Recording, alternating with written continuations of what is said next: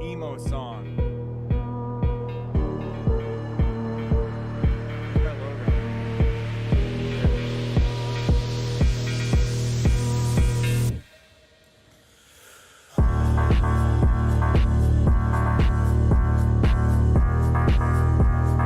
You guys ready?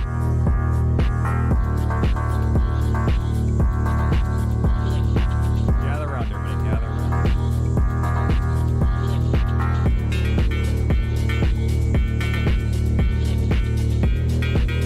That logo needs to be a little bigger.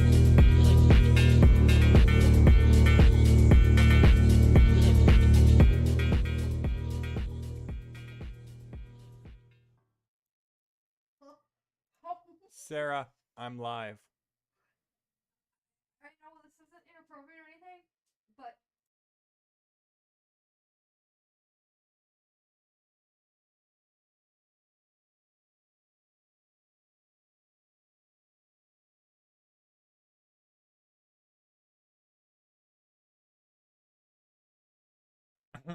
All right. Sorry about that. Let's begin the show, everybody. I'm radically moderate. Back once again at the ill behavior. Nothing can save ya. We have so many articles to cover tonight. We might as well jump right in. How is everybody doing? I hope everyone's doing fantastic. I am. Let's turn this off and share on Twitter the live stream. Here we go. Now, as usual, I expect no one to watch me because I'm a crazy guy in his bedroom talking on a microphone on the internet. I mean, personally, I think this would be the most entertaining thing in the world, but the algorithm doesn't want to support me for obvious reasons. Straight white male. I mean, even for all the reasons. I mean, you should obviously subscribe. See right there, subscribe. But the algorithm doesn't want you to. Anyways, enough to talk about the algorithm. I'm going to blame all my programs on everybody else and not my lack of making engaging content. Let's jump right into the articles tonight. Bam!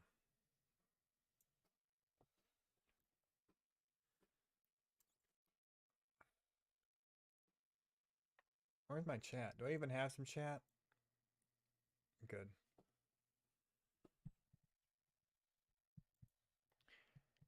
Hey everybody, Radically Moderate, and today we got a story from Pink News. EHRC Equality's boss asked to explain what biological sex is. He failed. That really showed him. Man, he sure failed to explain what it is. I mean, this is probably an opinion. Him failing is an opinion, but let's go on here. By the way, if you guys like this type of content, please consider subscribing, sharing, leaving a comment down below. The Equalities and Human Rights Commission, which is already a terrifying name, Equalities is an ideal that will never be achieved.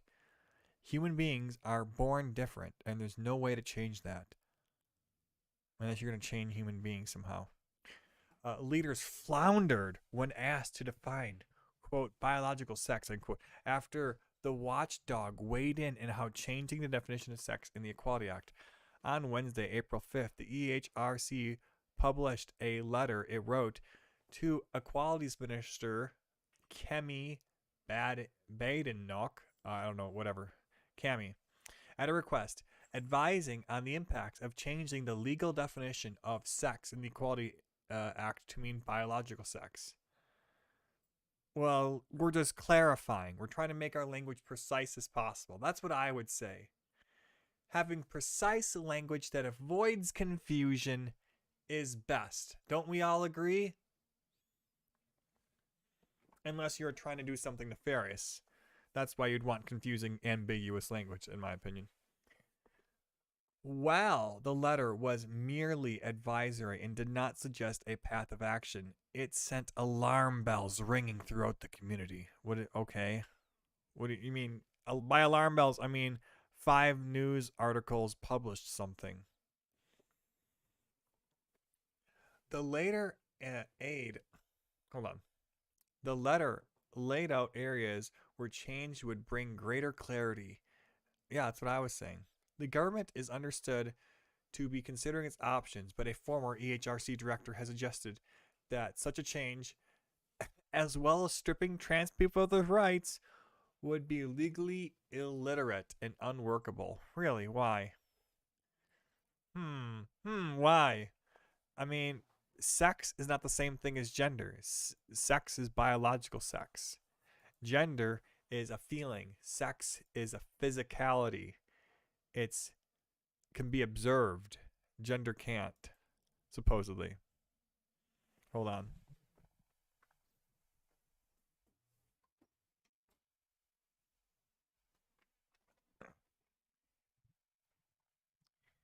In a subsequent meeting between the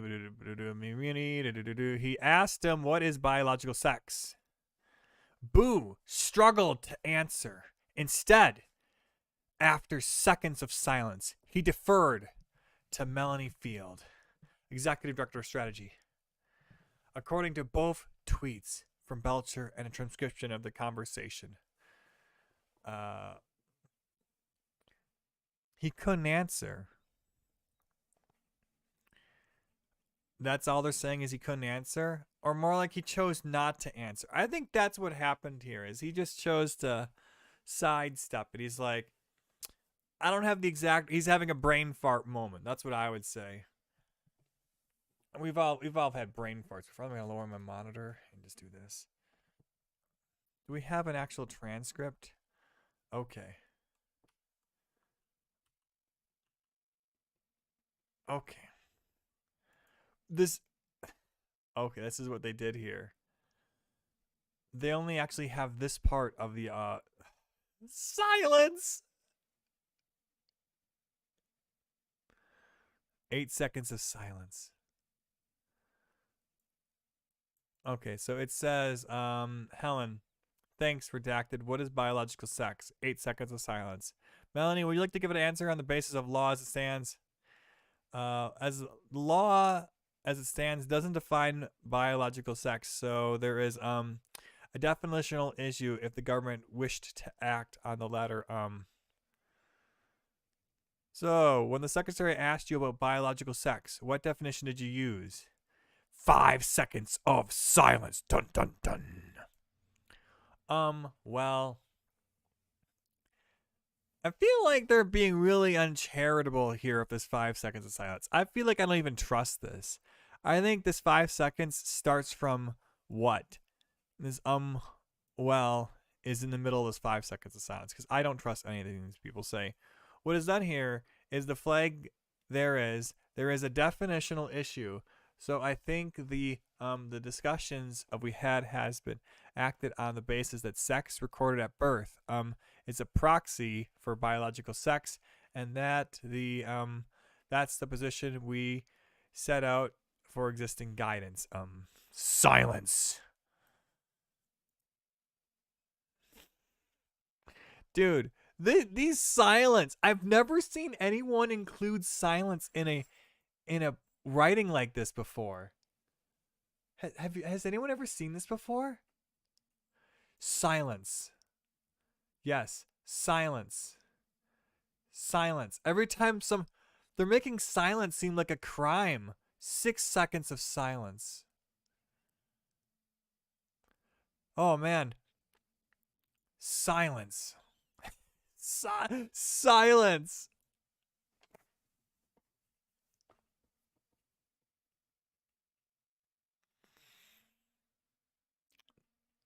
It's a raw tear. Silence. It's not often I cry myself. It's not often I cry myself to sleep. But I did last night. What the hell is wrong with these people? I'm just skimming this article and look at this nugget of gold. What is this? I'm a tough old cookie. Well, old is right. But last night, my wife and I were both awake until 3 o'clock in the morning trying to process at what point do we flee this country. Silence. And for a human rights institution to cause that is unfathomable. Silence. And I don't know where it is or where to go with it. How come they didn't put silence there? It's kind of weird. Can you see that? 10 seconds of silence. I absolutely hear what you're saying.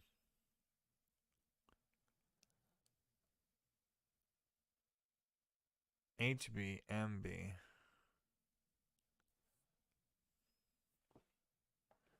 So, what is this even about, you guys? Yesterday, hot on the heels of publishing anti-trans guidance to Equalities Ministries.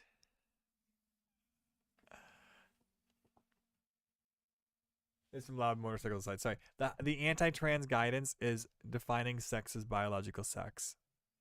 In case you were wondering. That's where we're at in today's society. If you guys like this type of content, leave a like down below, subscribe, check for friends, radically moderate here. Next article.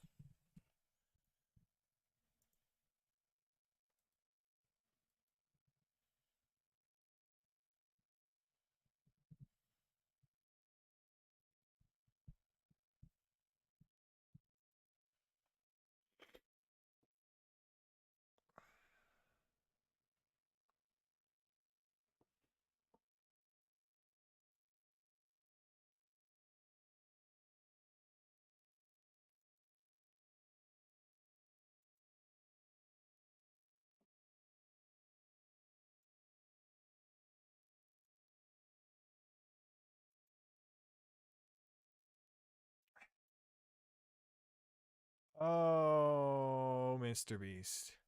Mr. Beast.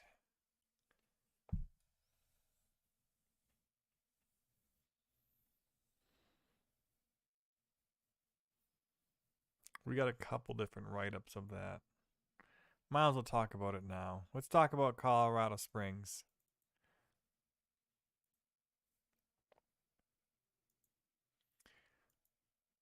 Colorado Springs police have arrested. No.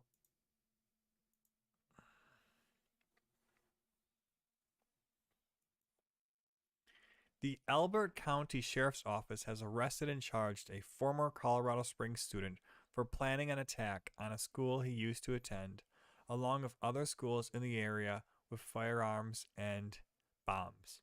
KRDO reports 19-year-old William Whitworth, who identifies as Lily, was charged after an investigation into threats involving schools in Colorado Springs Academy District 20. The sheriff's office was tipped off after getting a call to the house where Whitworth resided. When deputies arrived, they spoke with someone at the door who said that someone inside was very upset and punched holes in the walls. The affidavit refers to Whitworth as Willie, who uses she, her pronouns. During the investigation, Whitworth was asked if he was going to shoot up a school, to which he nodded yes. Excuse me. When asked why he was planning to do this, Whitworth stated no specific reason. Whitworth admitted to planning about a third of the way from doing it, verifying again that the Timberview Middle School was one of the main targets, with others being churches. A middle school? A middle school? Come on, man. What the hell? What a bully. Literally, you're going to pick on little kids with a gun? Pick on little kids with a gun. Jesus Christ.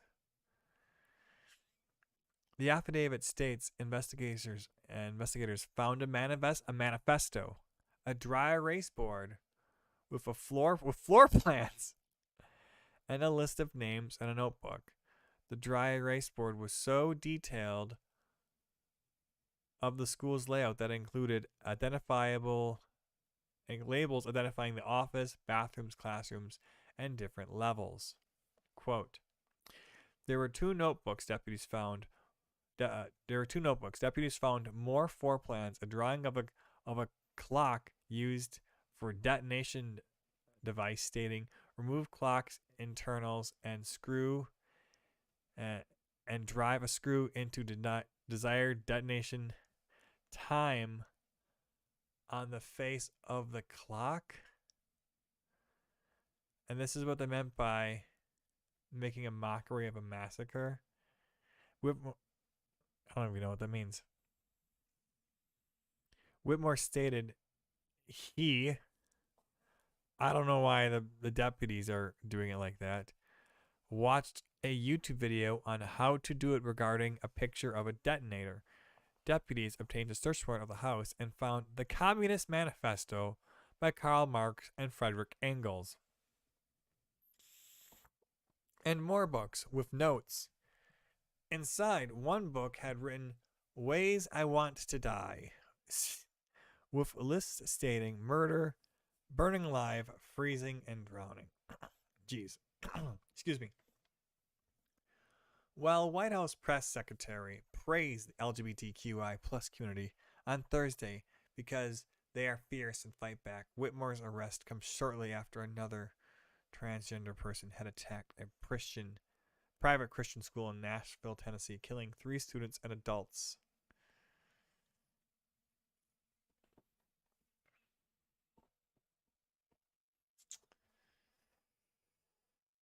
They got him.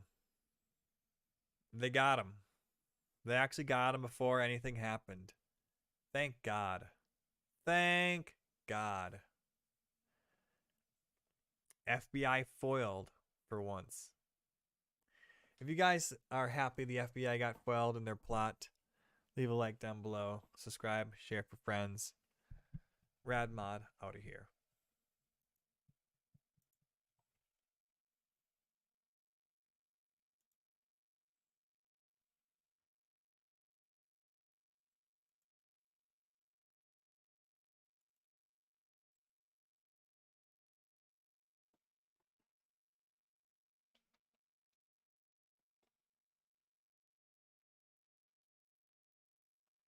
And please close the door when you're done.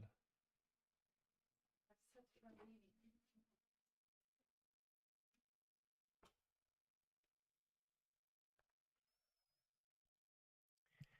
File this under federal government is dumb. Feds barge into wrong hotel room during a drill, then detain the guest inside. These feds are doing live drills in actual hotels that people live in, are residing in. This guy's a pilot working for Delta, just sleeping, and the feds start pounding on his door. And then he opens up, he like surrenders, I guess, and then they like handcuff him for like 40 minutes. Seriously, check out the article. Consider subscribing and sharing with your friends, leaving a like. Federal agents and military personnel conducting training exercise at Boston Hotel interrogated an unsuspected civilian when they entered the wrong room by mistake. Authorities confirmed to NPR no one was injured during the incident. Luckily, barely. This guy was handcuffed, though. I'm sure that was really uncomfortable. And interrogation's not a very pleasant experience either. I'm sure this author, Maddie Mayer, wouldn't be downplaying it like she is if it happened to her. Which happened during 10 p.m. Tuesday night and is now under review by FBI and Department of Defense. And nothing will happen, of course. First and foremost, we extend our deepest apologies to the individual affected during these trainers' exercises. Lieutenant Colonel Mike Burns, spokesperson U.S. Army Special Command, said,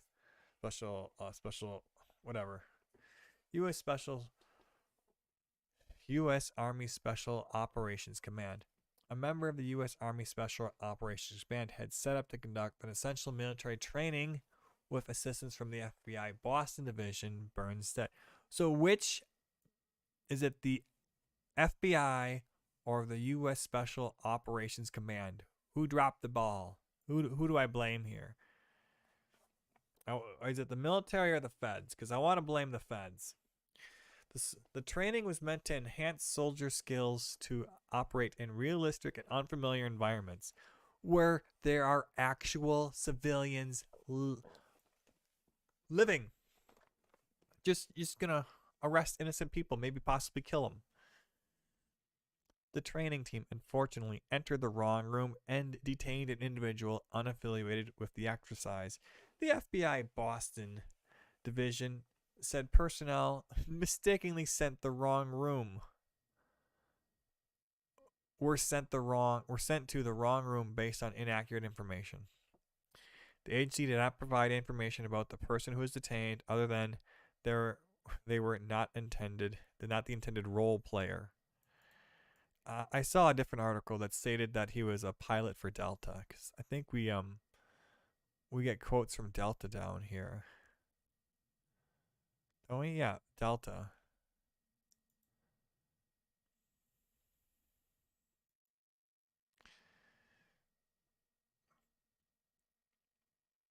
See, CBS News affiliate reported that the guest was a man in his 30s who works as a pilot for Delta Airlines. He is asleep in the room at the Revere Hotel when agents began banging on his door, demanding to be let in. It says the agents handcuffed him, put him in the shower, interrogated him for more than 45 minutes before they realized their mistake, uncuffed him, and apologized. Delta had to be reached out for a comment.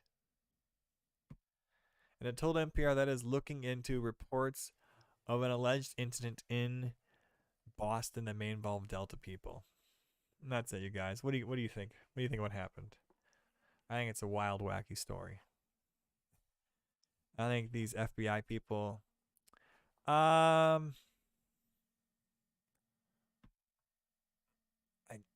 almost want to say firings are involved here. This is borderline a swatting. This is not cool. What if he was doing illegal activity? Then he was interrupted. What if he was in the middle of banging whores? That ain't right. What if he was trying to smoke some weed? Then they're gonna arrest him for having weed on him then? Because they entered the wrong room? Yeah, that's what happened. That's not right. Share, subscribe, leave a comment. Rackney Moderate out of here.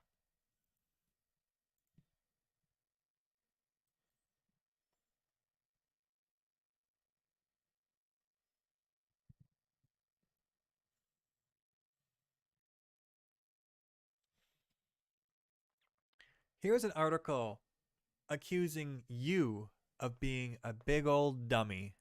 Big old dum dum. Oh, you weren't aware that these type of people, excuse me,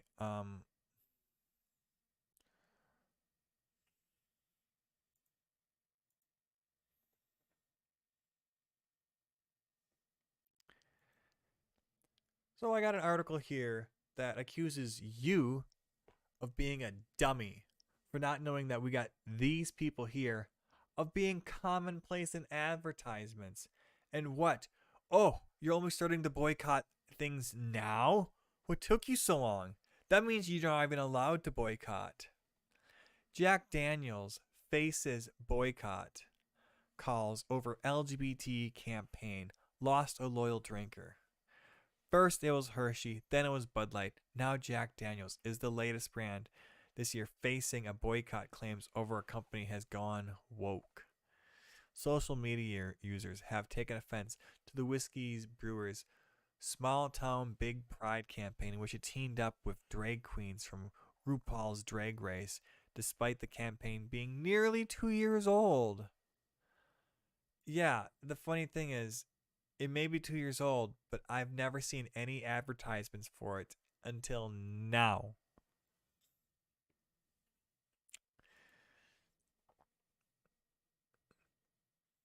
The role over LGBT plus brand ambassadors is symbolic to a wider debate about drag shows and their exposure to children. Critics have expressed concerns about drag queen story hour, and just stop and think. Those 4 words together are horrifying, and just end the debate right there. But they go on.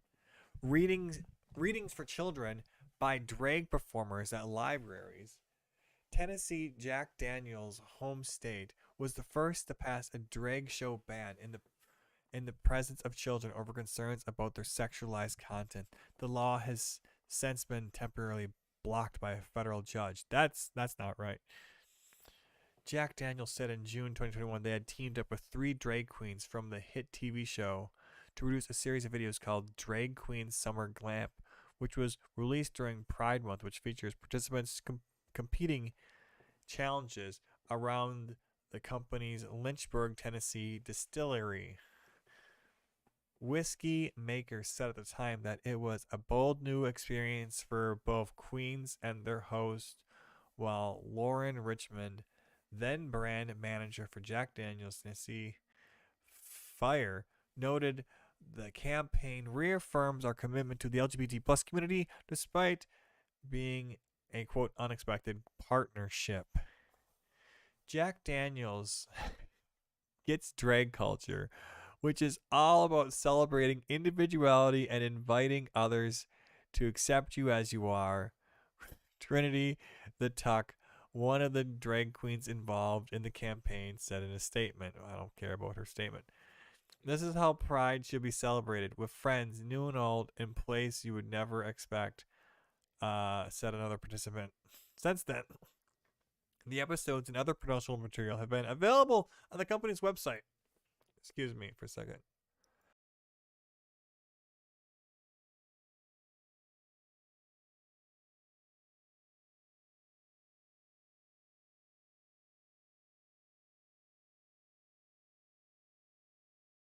Unmute. Benny Johnson, a political columnist and official writing with Turning Point USA, wrote on April 5th that Jack Daniel had gone full woke, adding, "This is a good business move since Jack Daniels is only ordered by the mentally ill already." Travis Tritt, a songwriter, country's tweeted that drinkers of the whiskey should take a note, along with one of the promotional images from the campaign. "Are you freaking kidding me?" wrote one of the users. "Time to leave their products on the store shelves." So yes, cancel culture has came for it. The calls for the boycott Jack Daniels follow similar social media outrage over Bud Light. Bud Light's parent company told Newsweek that it was part of the drive to authentically connect with audiences of various demographics. Okay. Well, there you go. I have no comment for this. Other than, yeah. Didn't you know this was already going on, you big old dummy?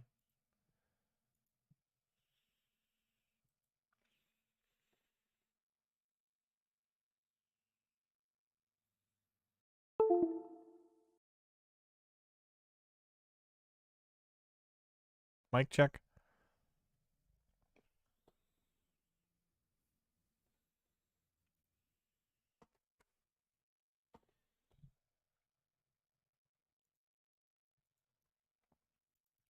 So here we have the two Nashville police officers who are being hailed as heroes for taking down the school.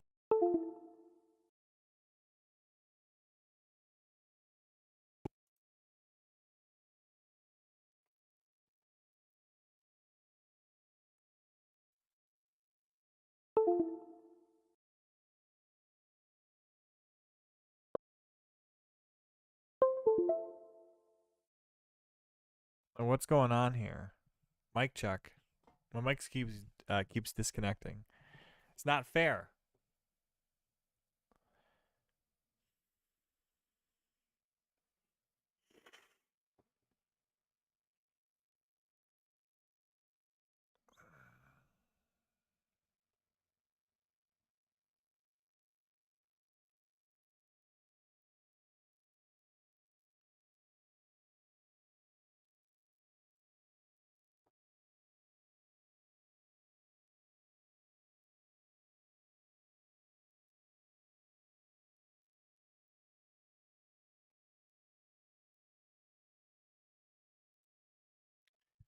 Mic check.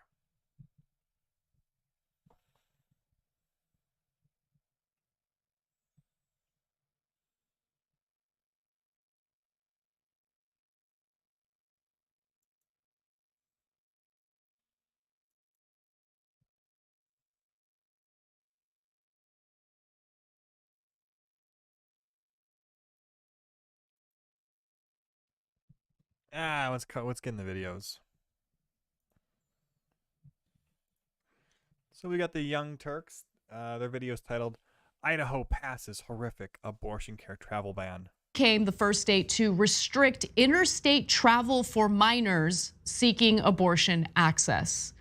Now, this was something in the works for quite some time now. Unfortunately, it has passed. The Republican-authored law, HB 242, creates a new crime of abortion trafficking and establishes a minimum 2-year prison sentence and a maximum of 5 years for anyone found guilty of committing it. Now, here's what abortion trafficking is defined as in the legislation. An adult who, with the intent to conceal an abortion from the parents or guardian of a pregnant, unemancipated minor, either procures an abortion or obtains an abortion-inducing drug for the pregnant minor to use for an abortion by recruiting, harboring, or transporting the pregnant minor within this state, commits the crime of abortion trafficking. All right, I already want to pause it here. An adult who is helping a minor, okay? So this only happens when you have an adult who is helping a minor. So in theory, a minor could help a minor and an adult could help an adult. But the only thing you can have is an adult helping a minor, which is obviously creepy AF. You can't have some other adult helping your child with their pregnancy that you may not even know about. Oh my god! Whoa! Oh, yowza!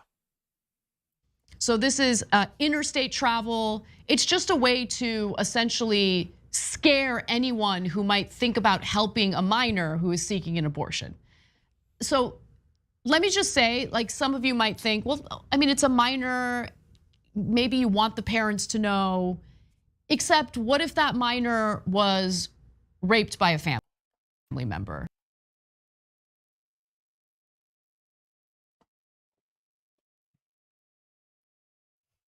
That's less than 1% of those cases. And doesn't want to come out and talk about that yet and isn't ready for that yet. I just think when it comes to this particular issue, it's such a sensitive matter that has a lifelong impact on. No, stop. We need to back the truck up. Backing up. Beep. Wait, so it's okay for this minor to stay living with this adult, but then they travel out of state to get an abortion and then continue living with this adult who supposedly raped them. And they should just stay living there instead of just, the obvious solution is, if there's a rape situation, is you gotta get the police involved and get the child out of there. That's the only logical thing, instead of, no, make sure the child can get an abortion first and foremost, and we don't worry about anything else. Like, what the hell? The girls, in this case, we're talking about minors, the girl's life, that I can see situations in which the parents can actually make the problem even worse. But I'm curious what you think, Brian, because the fact that this affects only minors does make it a little more complicated in the minds of a lot of people. Taking the age of... No, it doesn't. It makes perfectly logical sense that it only affects minors. Because if it wouldn't make any sense for it to affect adults. Because you can give me money from an out of state for any reason. You can give me money for my car repair, and then I can use it to fund an abortion. That's how it works with friggin' Planned Parenthood. Oh, We're not paying for abortions. We're only subsidizing everything else, so the abortions are much cheaper at these facilities. It's like, yeah, come on, we get it. We get it. But I'm curious what you think, Brian, because the fact that this affects only minors does make it a little more complicated in the minds of a lot of people. No, it makes it more simple, actually. Minors don't have as many legal protections. They're more like property of their parents until they're 18. You know, they don't even really have property rights. Taking the age of the woman out of the equation in a pregnancy, it just feels unenforceable, unconstitutional to prohibit the travel of someone seeking medical attention or medical care. Like I said, they do have property rights. I lied. A lot of the scariest things that are happening on these issues are happening at the state level. It's one of the things that Liz Winstead and the Abortion Access Front has been fighting for almost a decade now. They work on this state level, and some of the stories. This is a horrific thing. It is that a mom or a grandmother who is transporting a family member who is trying to get an abortion for whatever reason will go to jail for being a trafficker, an abortion trafficker. Yep. This is so futuristic and bizarre to even think of. Like, someone could write an abortion trafficker. That there are people out there like coyotes picking up women all over the state of Idaho and grabbing them and putting them in cars and taking them to see doctors. Like, this feels like, you know. Again, you don't do so without getting the. You can't do so without getting the parents involved. You have to notify the parents if you're gonna like smuggle their kids across state lines. What? Oh, Kyle Rittenhouse crossed state lines. Kyle Rittenhouse crossing state lines. You guys want to bring kids across state lines to get abortions? What is wrong with you? We're going full circle here, but this does feel like something that will go to the Supreme Court, to Clarence Thomas, who's hopefully not on a yacht and can actually apply some judicial intelligence to this. But confirm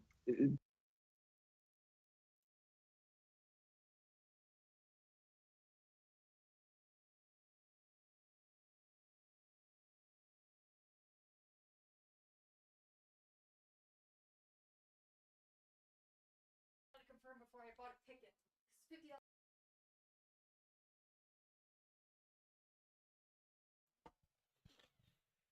All right, sorry, we're just vacation travels planning. this just feels really, really dystopian and scary to me. I mean, it is. It absolutely is. And this is why, yeah. Yeah, I mean, look. It's why states, this is the very reason states can't make anti-abortion policy on their own, and then they overreach and try to reach across the border to another state. It's insane. It's absolutely. No, it's not reaching across the border to another state. It's protecting the minors of this state from being trafficked. Absolutely insane. And you're right, this is dystopian. This is, I mean, if you want to talk about big government, it doesn't get much bigger than this. I mean, this is the most intimate, important decision that a female can make. A child is going to make, apparently, without their parents' knowledge. And the idea that the government would go out of its way to not only intimidate the girl in this case, but also anyone who might want to. The girl has no liability. Help the girl in her time of need. It just tells you everything you need to know. Yeah. You know what would be a good loophole? Good loophole. 2 girls, one who both getting abortions, one who's an adult and one isn't. And the adult traffics the non-adult one across the. Is it still a crime? No, I was just thinking too about the enforcement of such a thing. How is it reported? We're so close to the Handmaid's Tale here. I can't even believe, like, women will be traveling in the trunk of their grandmother's car on their way to see a doctor. because maybe they were raped, or because there's a pregnancy where there's fetal distress or some other abnormality that needs medical attention. What? No. If there's ever a case where the woman's life is at issue, you're 100% allowed to get the surgery necessary to protect the mother's life. In some cases, those aren't always abortions. Sometimes they just deliver the baby. Abortions aren't always the procedure you perform. I feel like this is just common sense. But to these people, every single abortion's a rape case or the mother's life is at danger. And none of them are for any other reasons, which is ludicrous. Or driving to get an abortion pill, as they call it. I mean, this just feels really frightening and such overreach. You look really frightened. I mean, it really is frightening. Those 2 doors and behind you. You know, it is interesting because I've been wondering, considering how unpopular this is. I mean, I think that the anti-abortion way, I don't know. It sounds pretty. Did in fact help the progressive Supreme Court candidate win in Wisconsin. The midterm elections were fascinating, especially because abortion did end up being, or anti-abortion policies did end up serving as a liability for Republican candidates. And look, I know I'm on the left and maybe people won't take my analysis on that as seriously, but maybe you'll take that analysis seriously when it comes from a right winger, because Ann Coulter is like, can we like maybe stop with the anti-abortion legislation? So she got a little bit of credit for this tweet from Jezebel, but I give her no credit and I'll explain why after I read it. You don't give anybody the right credit. She had quote tweeted a New York Times piece about the victory for progressives in Wisconsin, and she says, the demand for anti-abortion legislation just cost Republicans another crucial race. Hey, pro-lifers, we won. Abortion is not a constitutional right anymore. Please stop pushing strict limits on abortion or there will be no Republicans left. So the reason why I don't give her any credit is, hey, Ann, I mean, I don't think you're stupid, but did you think that that was the goal, to just change the constitutional protections for abortion? And then everyone would just stop after that? Like all these red states would just step back and be like, that's all we wanted to do. It was really an ideological thing, and out of principle, we just felt like the Constitution doesn't provide protections for reproductive rights. But after that, we don't want big government. We're gonna let you do what you wanna do. No, that was never the goal. The goal was always to reverse Roe v. Wade, to allow for all these insane draconian laws to go into effect. Yeah, and I slightly agree with Anna here. Maybe they should have waited a little bit because there was going to be some blowback to Roe going over. But at the same time, a lot of these states had trigger laws, where the second Roe gets overturned, abortion's made illegal. That was just going to happen. I mean, so many of these red states had trigger laws. So this very second Roe v. Wade gets reversed, those anti-abortion laws come into effect. Why is she surprised by this? Do you not know your own party? Like, it's insane. I think you just hit the nail on the head. I think that she doesn't know her own party. I don't think any of these, she seems like a very anachronistic kind of Republican now in this party today. I mean, there's no limit to how far they want to go to make a 50-state ban. These legislatures across the country want to ban abortion and make no exceptions whatsoever. And any Republican who thought that it would stop at a constitutional sort of, hey, it's not written into the Constitution that a woman has a right to an abortion, they have been kidding themselves, and now they're saying, okay, I'm done with them crying. Listen, if you want an abortion, move to the state where it's allowed and legal. Then you can do it. These people are complaining about Idaho's horrific abortion travel ban. That's if you live in Idaho. The solution is move out of Idaho. 30 days. Live in Oregon. But that's the problem though. If you can't move out of the state by yourself, Yikes, man. Well, sorry if you don't have the means and you're preggers. You may have to ask your parents for help then.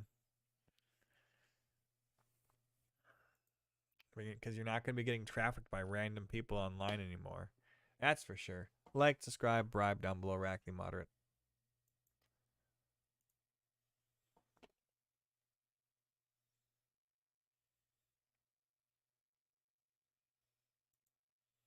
Student protesters were being tracked and surveilled ahead of a planned walkout to protest gun violence in Colorado.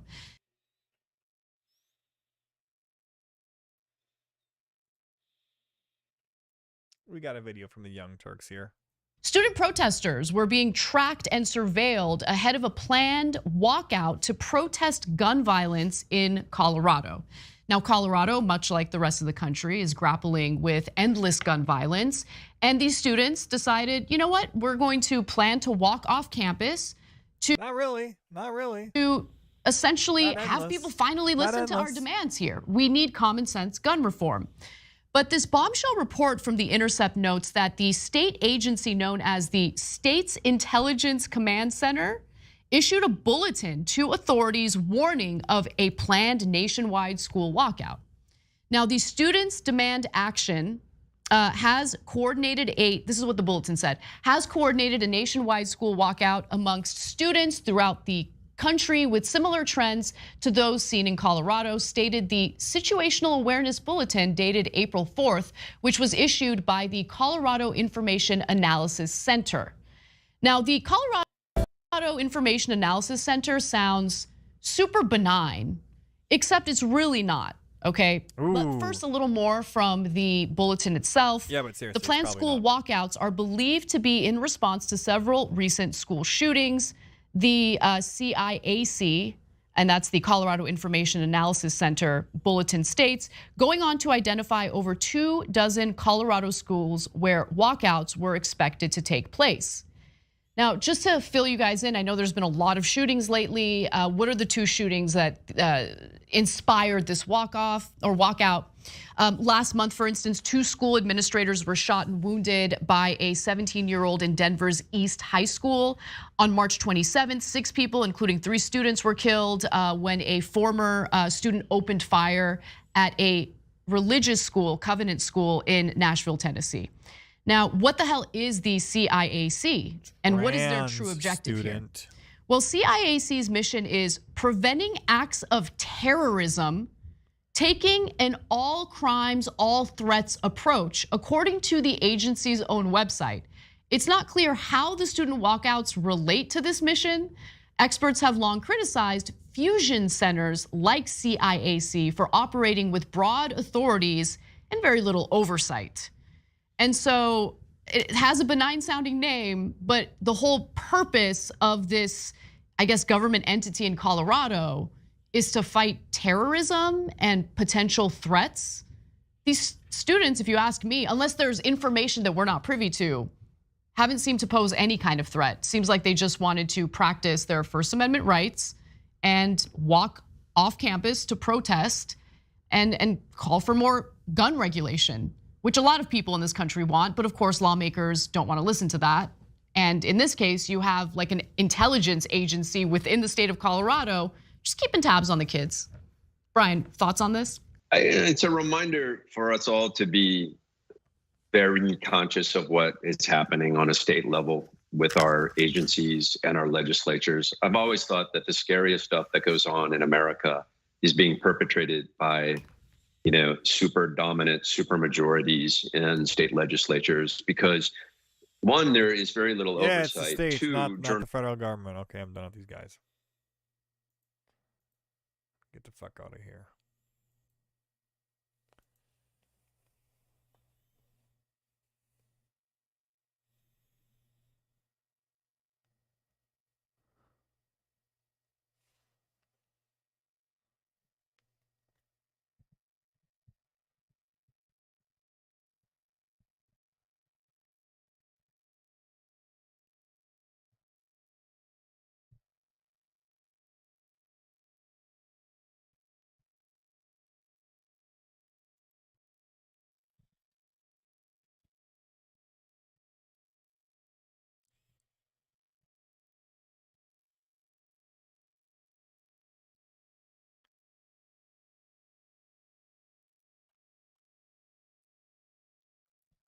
Mic check.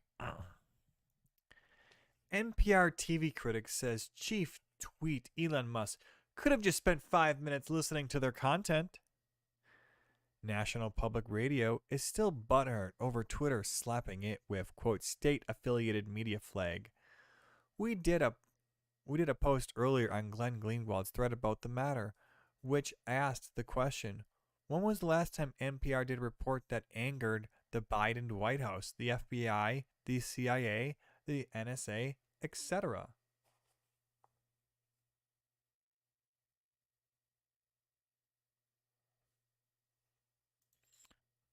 Excuse me. We're going to do this again.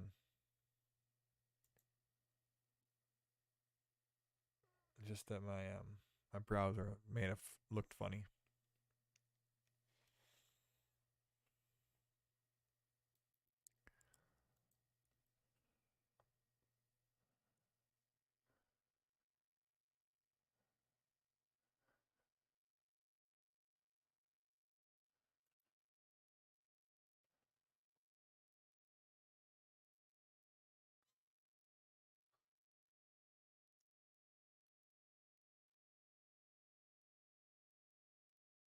The hard-hitting independence nature of their coverage speaks for itself, and so I'll leave it there. Got it.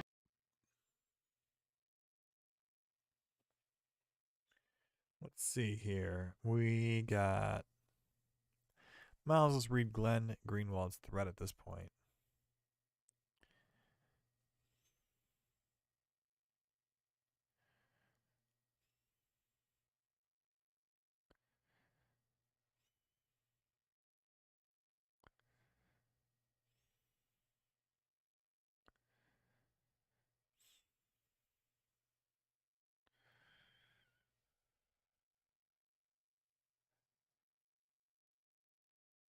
When I do this bad type of content, we'll just go through Glenn Greenwald's thread. How long is it?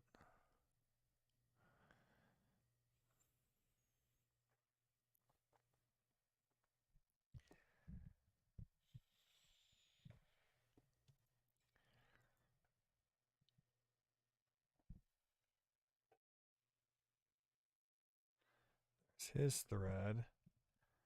And we'll just copy it for ourselves.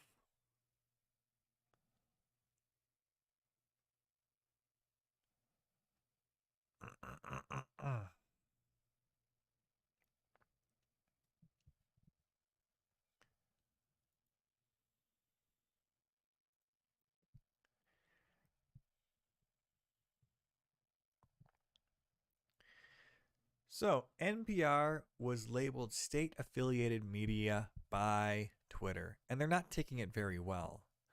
Glenn Greenwald has a pretty good write up of it right here. Let's look at his Twitter thread. First thing he points out is that the White House defends NPR.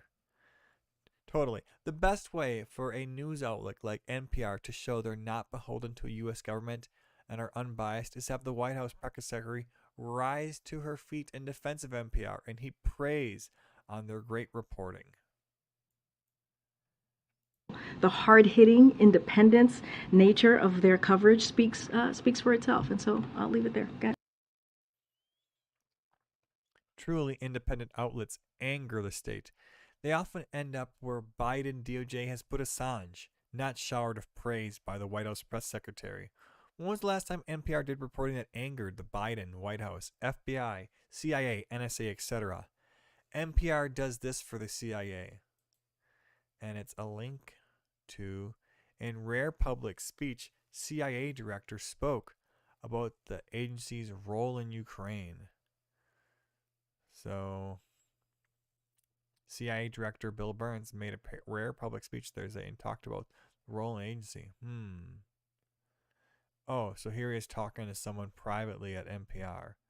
Just, what do they call that? Axis journalism? Here's a self-proclaimed disinformation expert. I should call myself that. I will. From now on, that's my new Twitter thing. Affiliated with a DoD program, also leaping to the NPR's defense. Scratch the self-proclaimed disinformation and one finds USG ties. Note how many state functionaries are vehemently defending NPR. Here's another. What do we got here? Open this link. Wow, way to make this label meaningless. NPR is not even remotely comparable to propaganda outlets like RT or Smolik, which have no editorial independence. This is ridiculous. It only helps actual propaganda outlets blend in with legitimate news outlets. I don't know. It seems pretty accurate.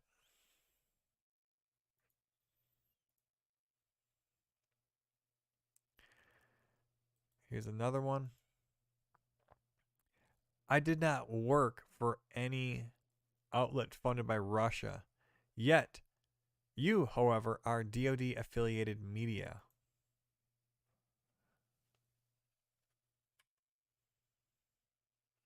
Huh.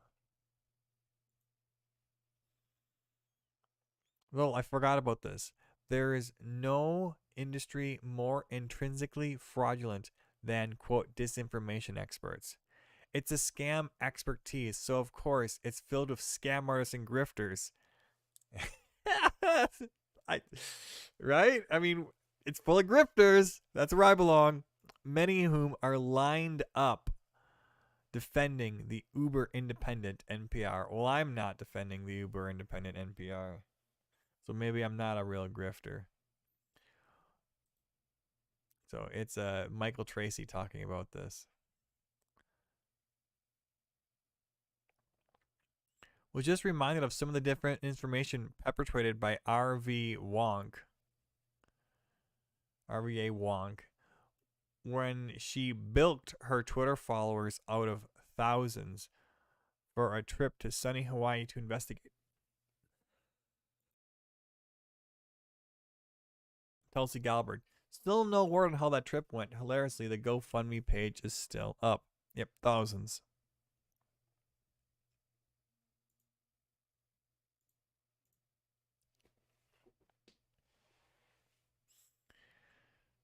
Are there any self-proclaimed disinformation experts who don't get funding directly or indirectly from the U.S. security state?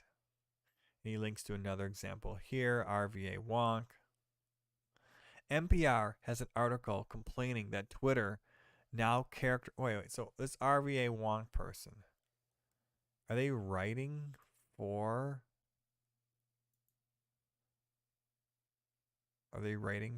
NPR? Well, hold on.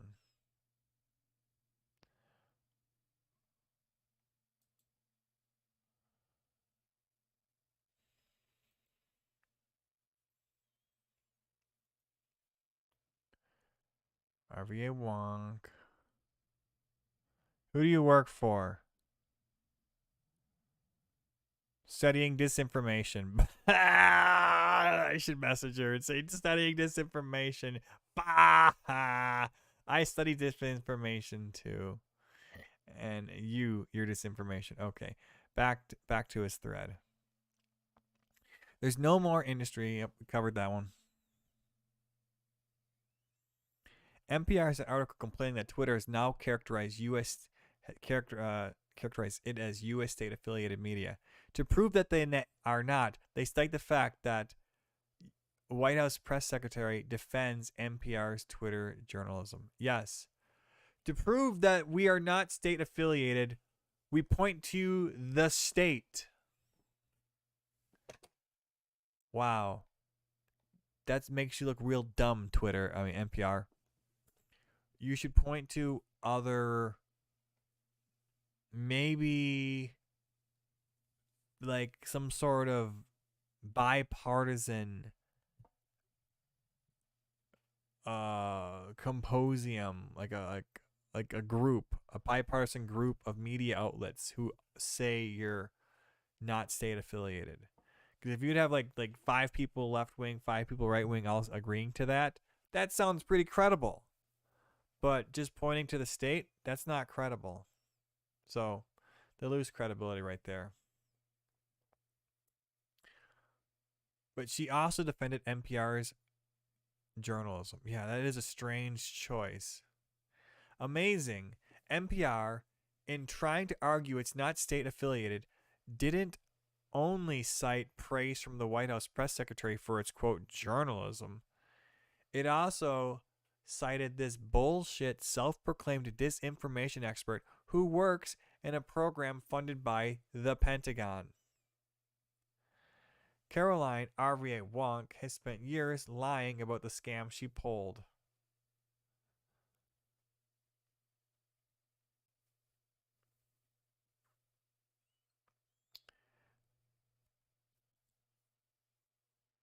Disinformation.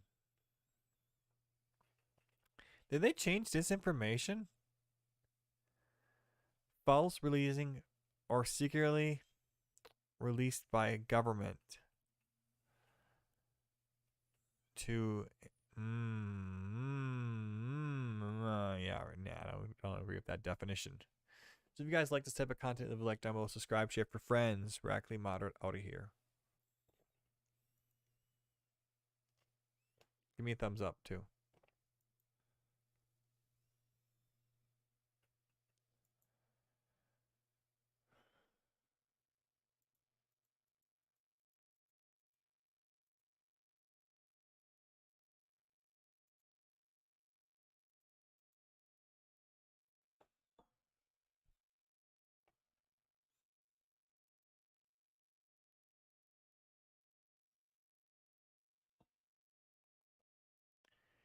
This article from Slate is going to be wild. I haven't even read it yet, and I know it's going to be.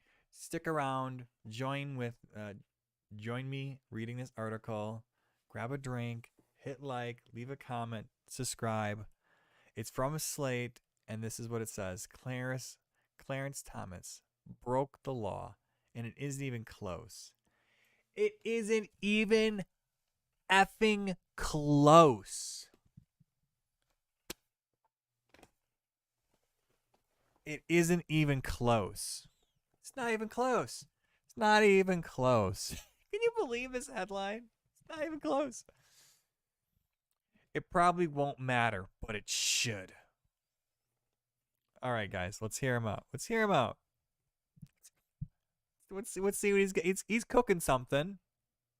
I mean, I had other people giving their takes from it, and there was something like, he might have broken the law. He needs ethics investigation. There need to be rules for code of conduct for the Supreme Court. This guy's like, broke the law. Let's hear it. ProPublica scrupulously reported new piece on Justice Clarence Thomas' decades-long luxury travel on the dime of a single GOP mega donor will probably not shock you at all. Is that what it is? Is that seriously what we're talking about here? ProPublica. Excuse me 1 second.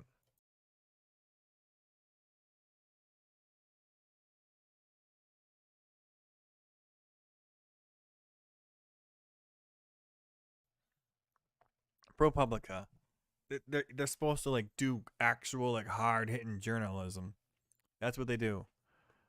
Clarence Thomas is traveling with a GOP mega donor will probably not shock you at all.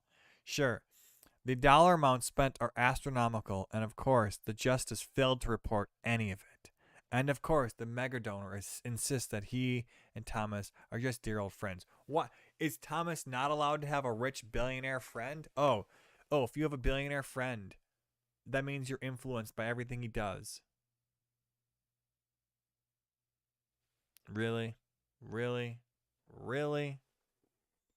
Come on.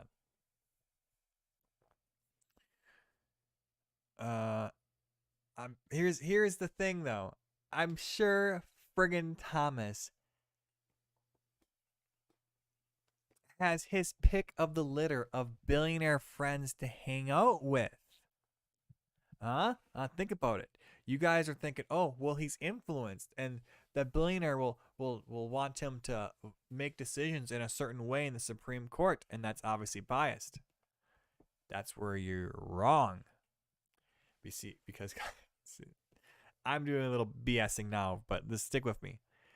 He only hangs out with people that he already agrees with, so they can't influence him because they agree. And that's why they're hanging out already, because they're already agreeing on things. That's why they're friends. And if he didn't, he could find someone else to hang out with. Anyways, let's continue.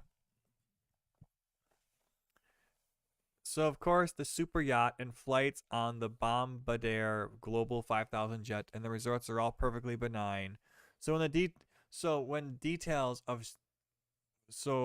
details are shocking, the pattern here is hardly a new one. This is a long-standing ethics loophole that is exploited by parties with political interest in cases long before the court to curry favor in exchange for astonishing junkets and perks. It is allowed to happen. We will doubtless spend the next few news cycles expressing outrage how Harlan Crow has spent millions of dollars lavishing the Thomases with luxe vacations and high-end travel, and barely pretended to separate business and pleasure, giving $500,000 to a Tea Party group funded by Ginny Thomas in 2011, which funded her own $120,000 salary. Because the justices are left to police themselves and opt not to do so, we will turn to other matters in duly time. Okay. Well, before the outrage dries up, however, it is worth zeroing in on two aspects of the ProPublica report that do have lasting legal implications. First, the same people who benefited from the lax status quo continue to fight against any meaningful reforms that might curb the justice's gravy train. Secondly, the rules governing Thomas's conduct over these years, while terribly insufficient, actually did require him to disclose at least some of these extravagant gifts. The fact he ignored the rules anyways illustrates how difficult it will be to force the justices to obey the law. Without the strong threat of enforcement, a putative public servants like Thomas will thumb his nose at the law. Okay, now do the other justices. You won't. You're only targeting him because he's a black man. Yeah, I went there.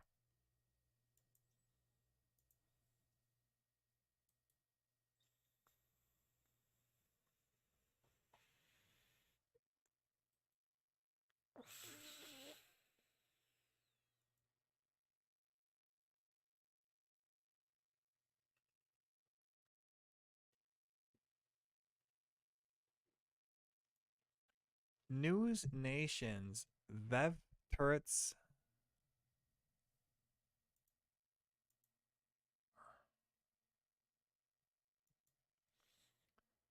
News Nation's Vittert destroys inept lefty on NPR being hit with state-affiliated label.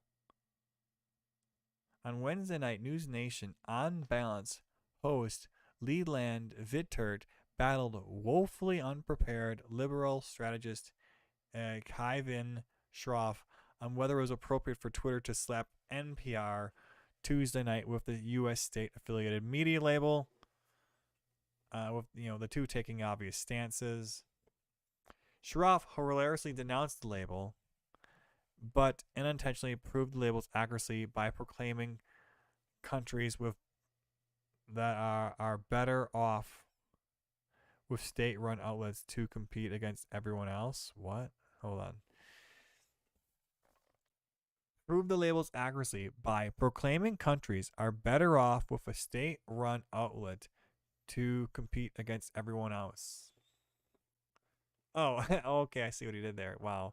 You made it state-run then. You mean states funded. Is it really a good thing for the White House press secretary to be weighing in on what news organizations the White House deems hard-hitting and worthy? Kaivan, great to be with you. I think this was an important moment for the White House to speak out because you got to imagine comparing our publicly funded journalism to state media from Russia and China is incredibly inappropriate. And you got to think that China and Russia absolutely loved seeing that.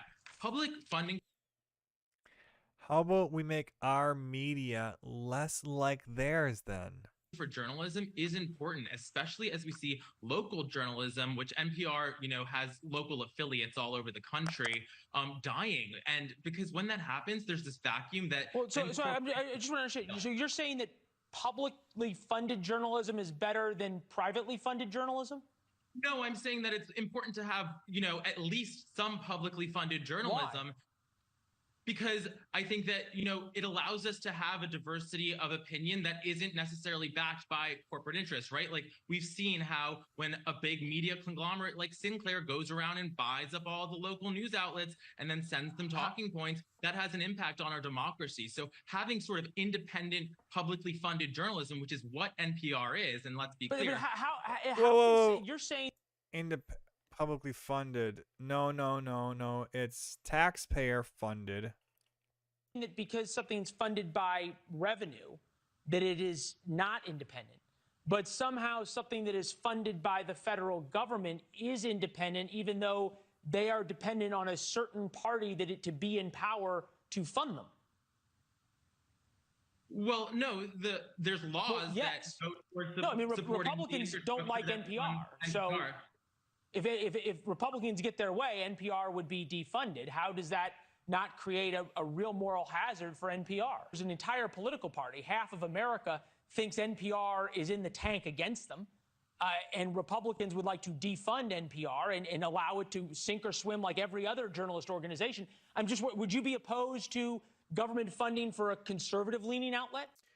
I mean, dude, it's really hard for people to vote against their interest.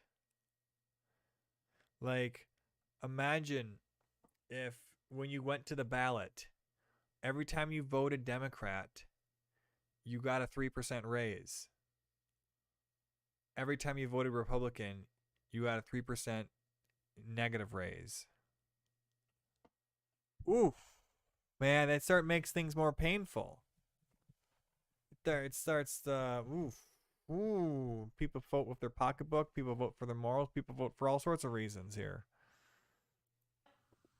But half of America might think this outlet is partisan. Does that mean that what you're saying isn't legitimate? I don't understand. No, it means we shouldn't get government funding. But it's bipartisan government funding. No, it's not. Well, has the Republican Congress tried to cut funding to NPR yet? Yes. Have they done that? Yes, they've tried. They've tried many times.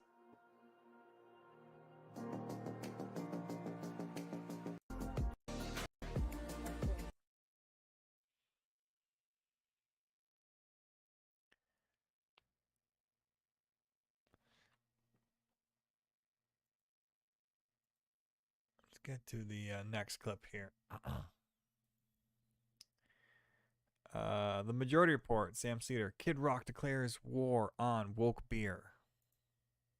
Something fun just to lighten the mood. This Kid Rock thing. Okay, yeah, sure. You guys know Kid Rock, noted right-wing rock star. It's in the name, baby. Well, he's really upset because, God forbid, Bud Light. Is there anything more American than Bud Light? Kids chugging it through helmets with 2 tubes on the side at college parties. I mean, it brings a tear to my eye. That's what the founders intended. He's upset that Bud Light has given a middle finger to all the straights by deciding to have pride-themed cans. It's not even Pride Month. You know, I had the same reaction when I saw Bud Light cans that had the Philadelphia Eagles logo on them. I mean, right next to them, there were the ones with the Giants logo on them. That's funny. The fact that they did the Eagles ones for the NFL season, honestly, I mean, it broke my heart. And you know what we had to do, or you know what I had to do when I saw that as well? And I'm not even, and it doesn't even apply to me. I'm not even a Giants fan. You're just an ally. I bought every single 12-pack in the store. I spent thousands of dollars on Bud Light to make this point. You did, and then I strapped up. Let's go, baby.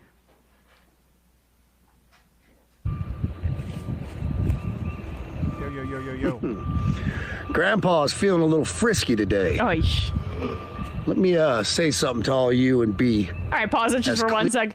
Grandpa's feeling a little frisky today is like what, I mean, the energy I get from that is I'm an uncle that's a little drunk and I'm about to say something inappropriate to my 15-year-old niece. In certain contexts, that's not a statement, that's a confession. There we go. Just an aside, here we go.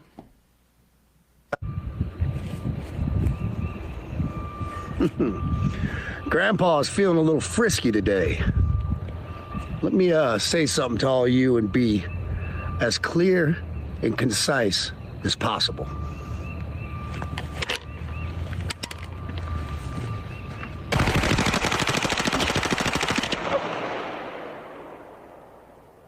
Awesome. Awesome. Fuck Bud Light and fuck Anheuser-Busch. Have a terrific day. Woo! Whoa. Sent a message.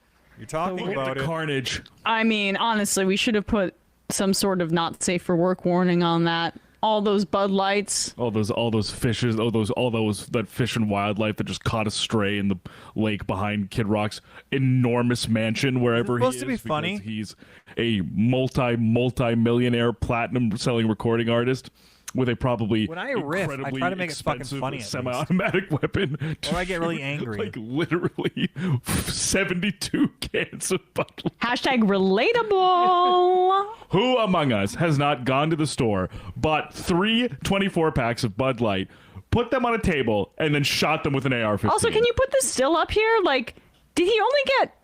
So he had 4 cases there? Those 2 are still kind of upright there on the side. Yeah, nice aim, bro. Yeah. Nice aim, Kid Rock. He had some sort of... I don't know anything about guns, but that was like either semi-automatic or automatic, and he still didn't get the targets that he... there were... only hit half the targets. Cavendish, come clean this up. Come clean this shit up. He turns off the camera and he's like, excuse me. Butler. Crosley, clean this shit up. Why is this not immediately cleaned up? Jamie Dimon's coming over later. Clean this shit up. Yeah. Kicks him while he does it. Tillman Fertitta is coming over. You gotta clean this up. You know, I have some investment partners coming. I'm the new face of cryptocurrency, so it's just the Budweiser Light needs to be cleaned up immediately. Clean up the Bud that I just shot, okay? I do. A British Kid Rock is kind of. It is me, Kid Rock.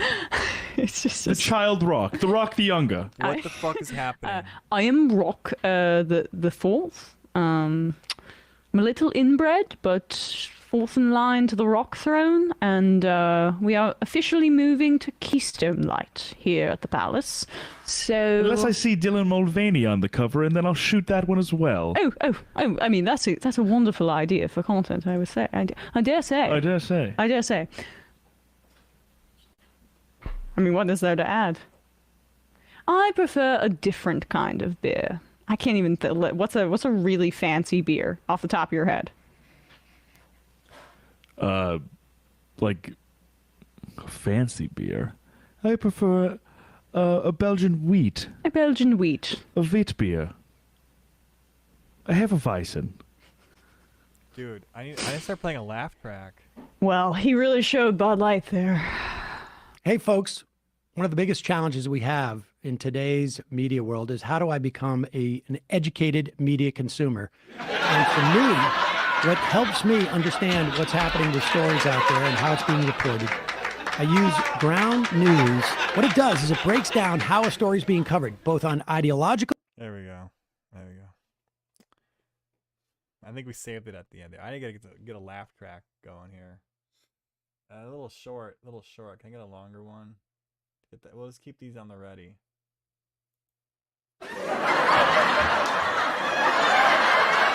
This is what they friggin' needed the whole time. Okay, let's try this again. Rock the Younger. I am Rock. Clean this shit up. Why is this not immediately cleaned up? Jamie Dimon's coming over later. Clean this shit up. Yeah. Kicks him while he does it. Tillman Fertitta is coming over. You gotta clean this up. You know, I have some investment partners coming. I'm the new face of cryptocurrency, so it's just the Budweiser Light needs to be cleaned up immediately. Immediately. Clean up the bud that I just shot, okay? I do. A British Kid Rock is kind of. It is me, Kid Rock. It's just the child Rock, the Rock the younger. I am Rock, the fourth. I'm a little inbred. Okay, sorry, that was for me, but we got that ready now, though. Yeah, I can't believe this is what they talk about. Donald Trump and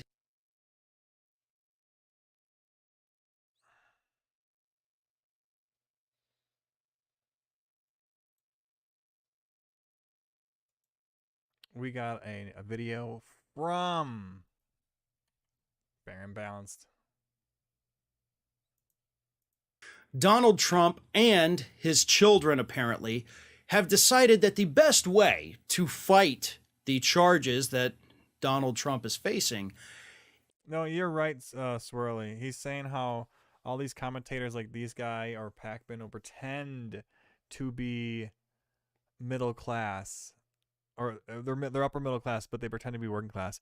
Pac-Man was saying once how he was making $70,000 a year back in like 2004 as a sales agent at Circuit City, like commission sales. You're making like $35 an hour. Like, damn, man, that's really good money back then. What the hell? And he's like, oh yeah, I was working hard, man. I was really struggling to get by. First job making $35 an hour. Is to not only attack the judge, Okay, so let's try this again.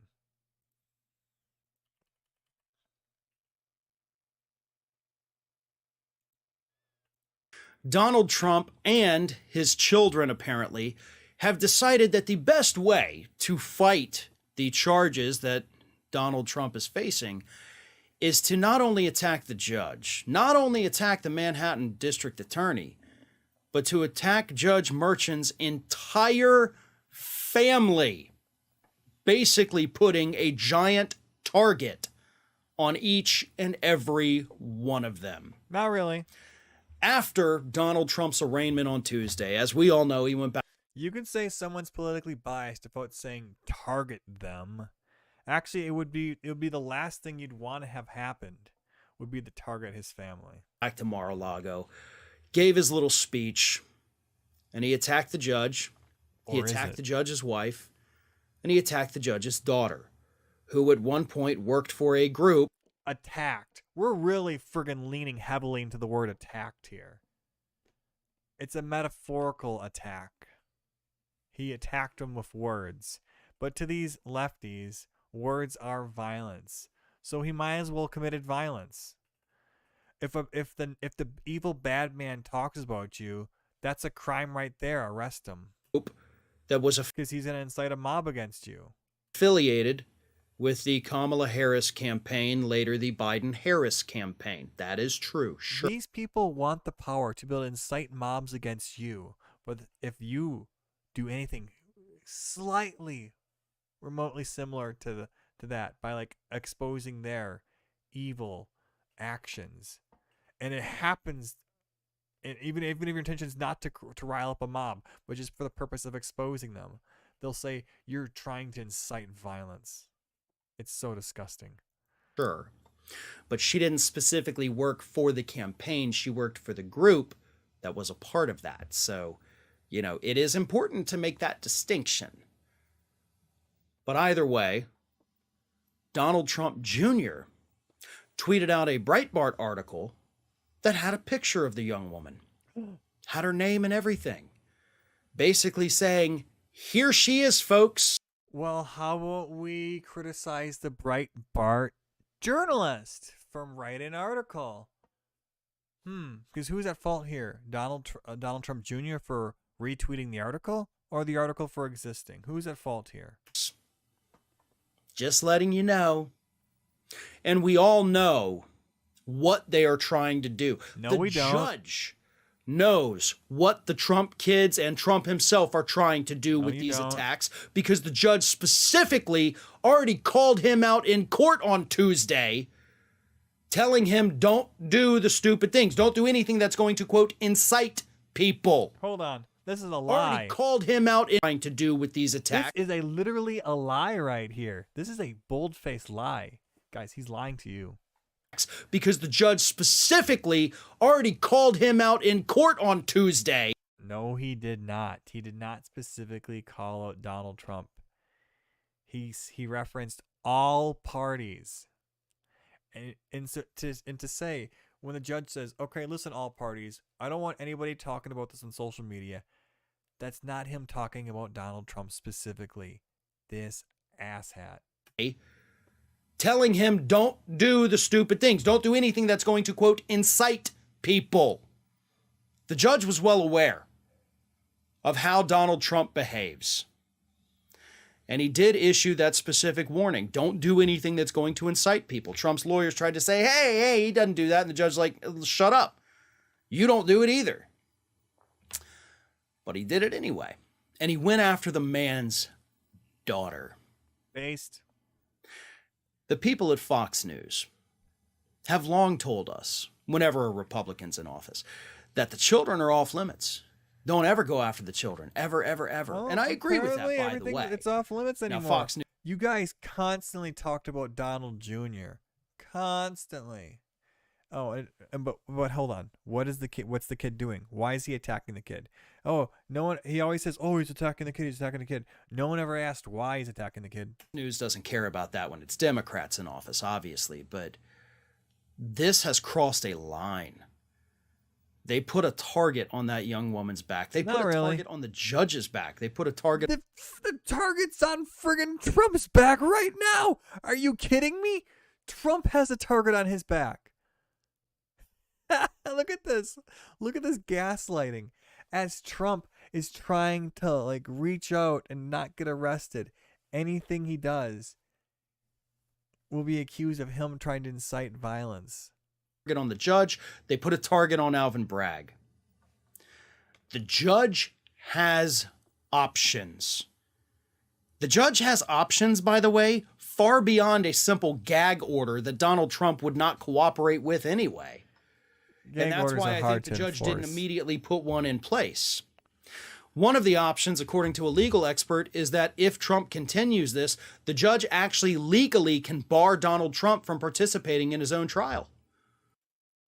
Ooh, wow. That would be exceptionally damaging. For what? For who? How? Where? How damaging to what? Look at this vague concept of damage. What a bitch. And that is an option that could be on the table if Trump continues this. But I think we all know why Trump does these things. There is a reason he specifically named that judge by name last week before the arraignment ever even happened. Because that's his judge? His full name out there. Because he wants his people to research all the ways that they're corrupt for Democrats, and it turns out they are, and it's a biased judge. Oh, what if I was a judge? I wouldn't be donating to political parties. How about you don't do that so you appear politically neutral? That's what most judges would do. You'd think that, right? Save your money. I don't know. We do know the judge has already gotten death threats. Alvin Bragg, of course, has already gotten death threats. I've gotten death threats from rabid Trump supporters. So the threats are already happening. That's not something that we have to be afraid of happening in the future. It's something that is already happening. About Barron? And you cannot convince me. I don't remember them saying they're going to lock up Barron. That's not exactly what Donald Trump and Trump Jr., who posted the photo of this young woman, that's not exactly what they want. They know what they're doing. But they may be in over their heads, because this time there are legal consequences and there are actions that judge can take. Ooh. And I hope, for the sake of the judge and his family and Alvin Bragg and everybody, I hope the judge takes those steps. Now do the Supreme Court judges when there is a guy with a gun outside their place. Oh, then he didn't care so much. When it's a right-wing judge. Man, when it's a right-wing judge, he doesn't care so much. Funny how that works out. Funny how that works out. Leave a like down below, subscribe, share with your friends. Radically Moderate.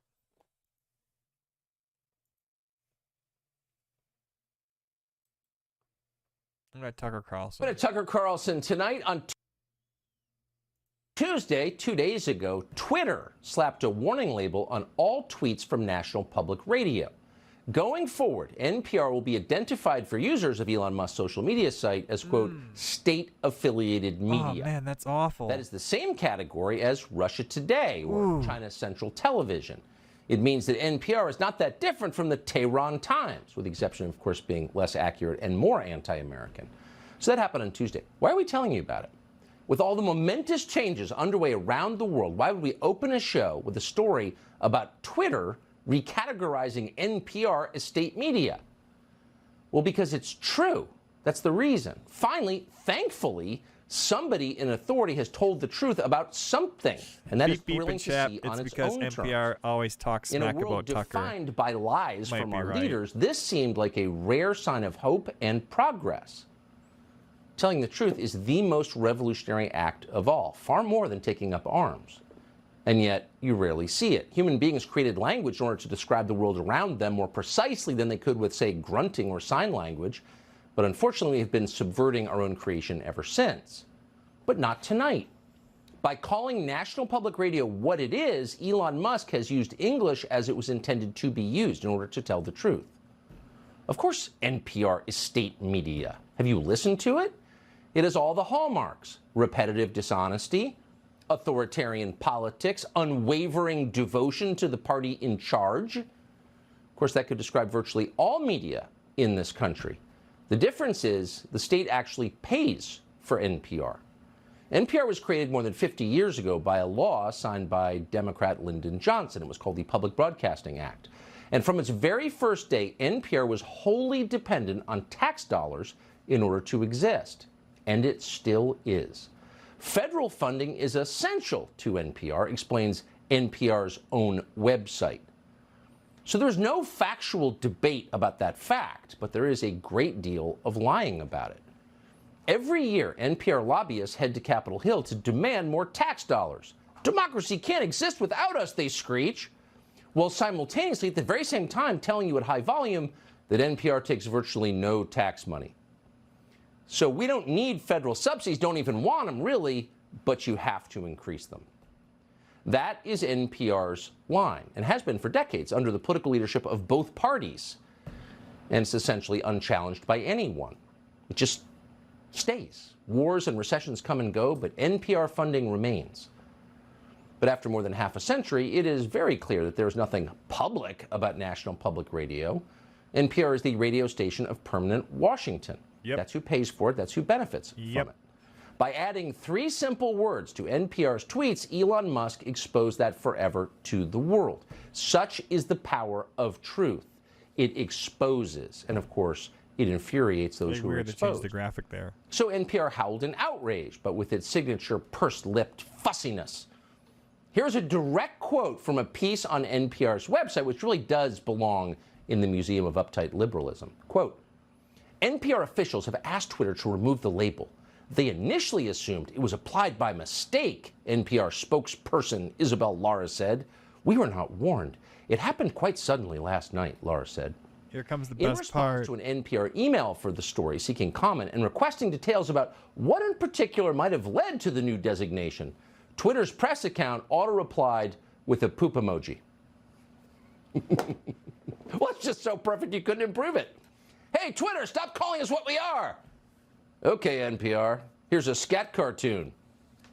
So you can forget the rockets and the electric cars. Elon Musk is a hero for this alone.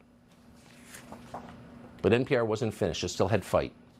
National Public Radio was so angry, so enraged to be called state media, that its supporters enlisted the help of the regime's top spokeswoman to claim otherwise. Stop calling calling it propaganda, said the propagandist.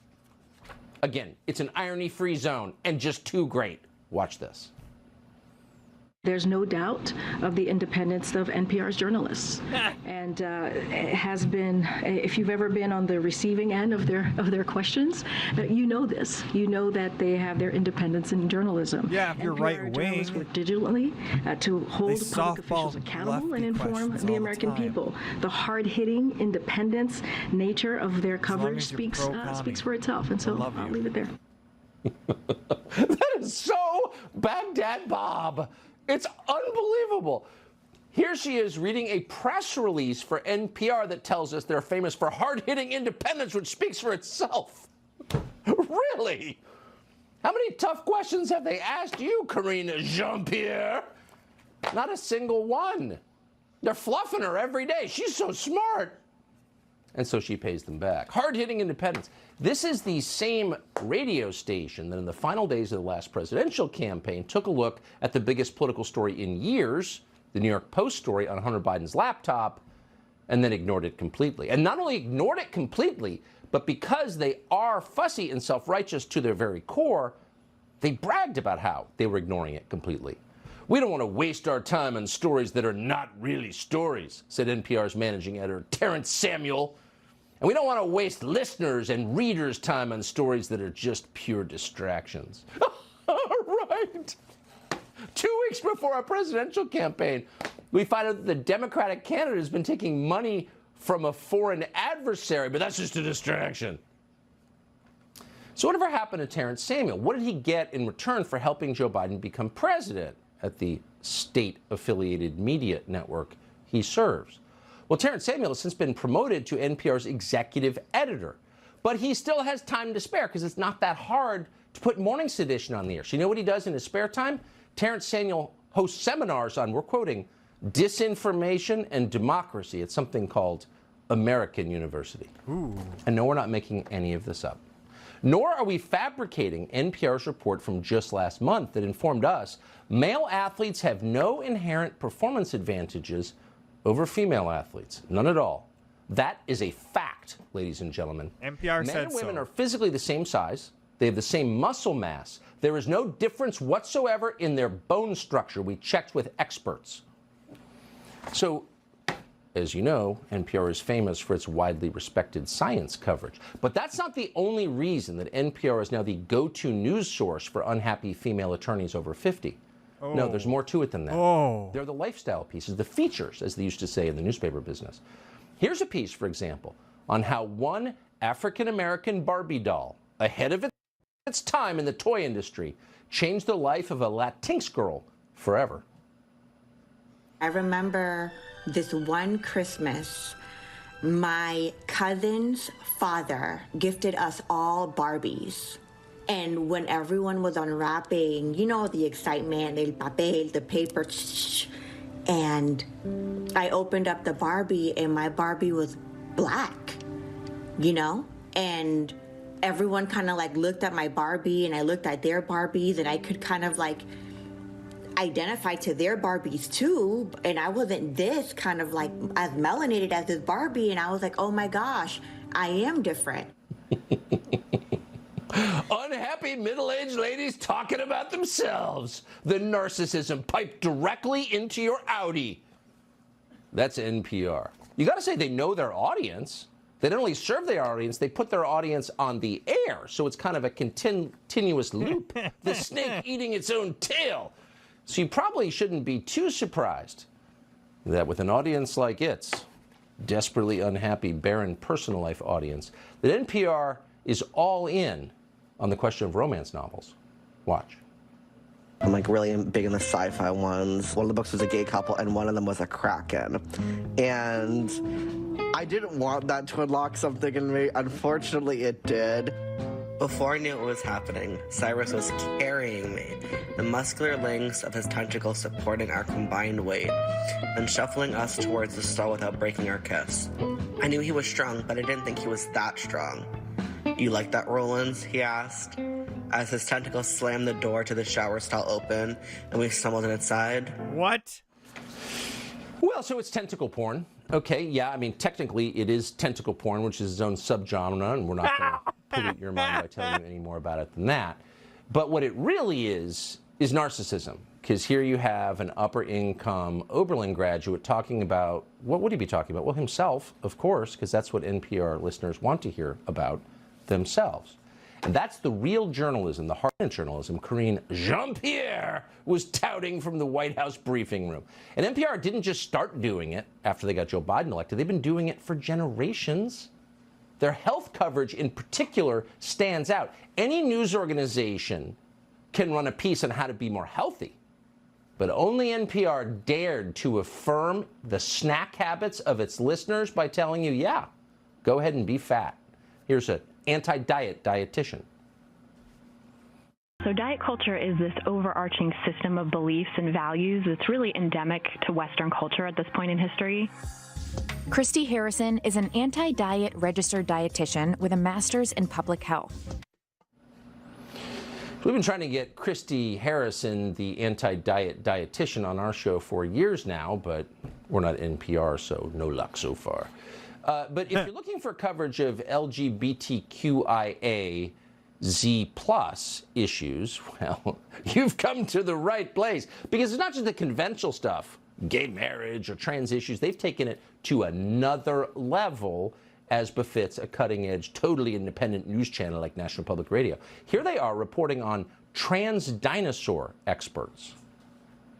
Many people who are queer, whether they are trans or some other form of genderqueer or whatever it is, we love dinosaurs. Along with being a dinosaur expert, Riley is herself transgender. And according to Riley, there is a whole community of genderqueer dinosaur enthusiasts online. We had no idea, so we checked it out. Sure enough, they're there. We found dozens of paleo artists online that identify as queer. Type dinosaur into the LGBT subreddit, hundreds of results, with pride dinos, rainbow dinos, dino moms, dino dads, and a lot of puns. Like Allosaurus. Transceratops. Transceratops. Transosaurus rex. Now, a lot of people say if the topic of NPR comes up in conversation, yeah, I'm all for National Public Radio and I'm happy to work an extra day a year to pay for it. But I'm not a trans dinosaur. I'm not. So what's in it for me as a non-trans dinosaur? That seems a little niche. And that's a common misperception about National Public Radio. As long as you're talking about yourself and doing so in a self-satisfied, completely out-of-touch way, NPR is the station for you. In other words, they're interested in all forms of diversity. Back in 2021, NPR discovered a trendy new television show. Why'd they like it? Well, here's why. Well, Kumari, what TV show were you binging this year? I was watching We Are Lady Parts. It's a musical comedy about a punk band in London that is made up of all Muslim women. What are you watching? That's the hard-hitting news coverage that makes the difference between democracy and tyranny. What are you watching? Self-satisfied, fussy people with nose piercings talking about what they're watching inside their tiny little apartments in Brooklyn. Well, I'm watching a musical, an all-Muslim trans musical, a punk band. It's great. So that's NPR in 2023. And the truth is, NPR's always been kind of awful, kind of unbearable, kind of cringy, as they say. But now, you can't even listen to it because the people who work there are deranged. They're ideologues. And ideologues, of course, in the end, go crazy and start attacking each other. The revolution inevitably eats its own. And we're seeing that on display now and, frankly, kind of enjoying it. So after NPR laid off 10% of its staff recently, one NPR show called Louder Than a Riot, Louder Than a Riot, they love riots at NPR, tweeted this, and we're quoting. The hardest part is that our SZN, if you're not Hungarian, you probably know what that means. We certainly don't. Our SZN is about misgenre queer trans black women face in hip-hop. Yet within NPR, the majority impacted in these layoffs were queer POC staff and programs. In other words, racist! By the way, Ms. Genoir, in case you aren't up on your NPR speak, has something to do with bigotry against women who are black. Not that NPR bothers to define any of those terms. Anyway, it gets better, because once you put crazy people in charge of your newsroom, well, crazy things happen. So they tried to call an all-hands meeting to explain why people were being fired. The real reason, of course, is no one wants to listen to this crap. But an NPR executive had to get out there and try to speak slowly and tell these people why they were fired. And people start screaming at him. So he called for civility. And then one employee said, "You need to read this piece." Quote, "When civility is used as a cudgel against people of color." That's NPR, ladies and gentlemen, on the inside. NPR, by the way, I told you at the outset, is now officially state media. And honestly, that tells you a lot about the state. Or if black Vince people... Colonnese is a radio host in Washington, D.C., a very popular one, deservedly so, and he joins us tonight to assess NPR. Now, you live in Washington, you report on it on the radio. Was there ever a question in your mind that this was state media? Not at all. Our mutual buddy Chris Plant calls them National Panhandler Radio, appropriately, NPR. And you know what's amazing about this? They're trying to prove that they're not state media, and they're relying on everyone who's funded by the state in order to make that defense. So Karine Jean-Pierre stands there at the White House press briefing and says NPR is so independent. She gives a Braveheart-style speech attesting to their independence. Do you think she would ever do that for Simon Atiba? Like, not in a million years. No. Not in a million years. Of course, it's for NPR. NPR cited Yoel Roth, the former head of censorship at Twitter, as a guy who said they shouldn't be labeled state-affiliated media. Yoel Roth and Twitter at the time were making millions of dollars from the federal government to censor the American public. These are all completely biased people. And one last big thing that I noticed about this, Tucker, they say in all of their defenses, well, only 1% of our funding, less than 1%, comes from the federal government.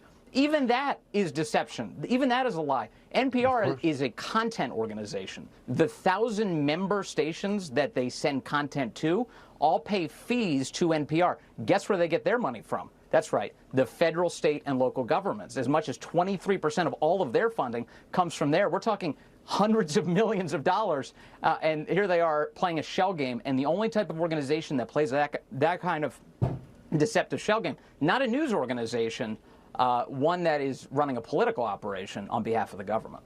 It's totally right. NPR is repulsive, but not quite as repulsive as its listeners. Wow, I didn't know it was that the bad. Most privileged people in the world demanding welfare from the rest of us. Vince Colonnese, who is on commercial radio, not working for the state. Appreciate seeing you. $500,000 a year plus.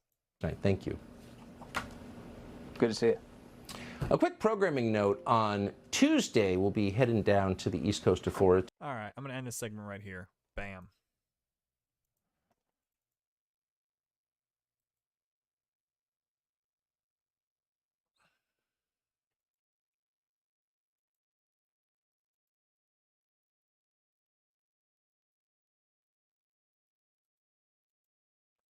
Okay. I think I'm going to wrap up my show right here tonight, you guys. Thank you for joining me. It's a pleasure streaming for you guys. I'm going to try to stream more often, make this more regular, upload more content. Thank you so much for joining me. Radically Moderate out of here. Holler.